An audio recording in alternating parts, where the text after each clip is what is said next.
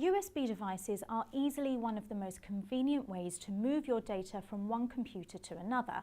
However, using the devices might put you at risk of leaking your personal data. Researchers from the University of Adelaide School of Computer Science found that USB data can create channel-to-channel crosstalk leakage. Dr. Yuval Yaram, a research associate, said plugging a USB device in creates a water leaking from pipes scenario.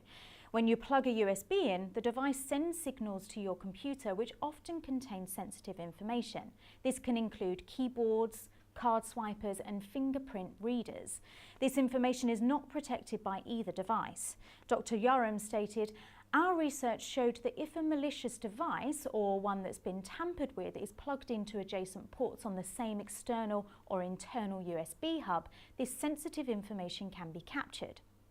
That means keystrokes showing passwords or other private information can be easily stolen." Just remember not to plug a device into a USB port unless you fully trust it, because in a matter of minutes, your personal data could be stolen.